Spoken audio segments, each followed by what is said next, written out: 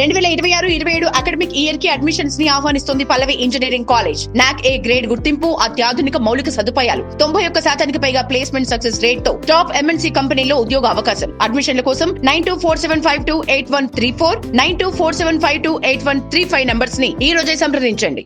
మీరు కూడా గంటల తరబడి చదివి పరీక్ష సమయానికి చదివిన విషయాలు గుర్తు రావట్లేదా?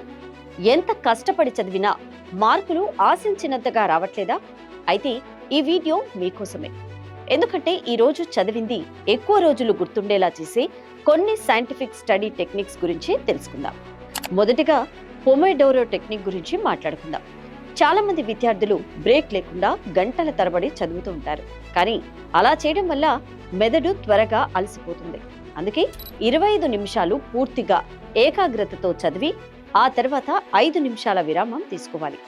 ఇలా 4 సార్లు చేసిన తర్వాత కాస్త ఎక్కువ సమయం బ్రేక్ తీసుకోవాలి.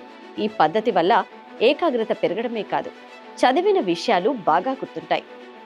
ఇక రెండవ ముఖ్యమైన టెక్నిక్ యాక్టివ్ రీకాల్. అంటే పుస్తకాన్ని చూస్తూ మళ్ళీ మళ్ళీ చదవడం కాదు.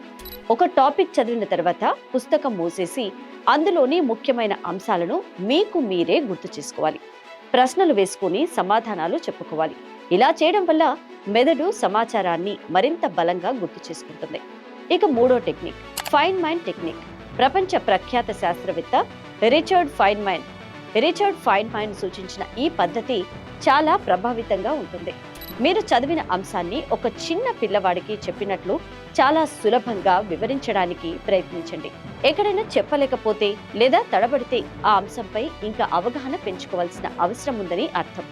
ఇక నాలుగవది స్పేస్డ్ రిపిటేషన్. చాలా మంది ఒక్కసారి ఎక్కువ చదివి తర్వాత మర్చిపోతూ ఉంటారు. కానీ ఈ పద్ధతిలో ఈ రోజు చదివిన విషయాన్ని రేపు, 3 రోజుల తర్వాత, ఒక వారం తర్వాత మళ్ళీ రివైజ్ చేయాలి. ఇలా గ్యాప్లతో రివిజన్ చేస్తే సమాచారాన్ని చాలా కాలం గుర్తుంచుకోవచ్చు. అయితే చదువు మాత్రమే కాదు, ఆరోగ్యం కూడా అంతే ముఖ్యం. ప్రతిరోజు కనీసం 7 నుంచి 8 గంటలు నిద్రపోవాలి.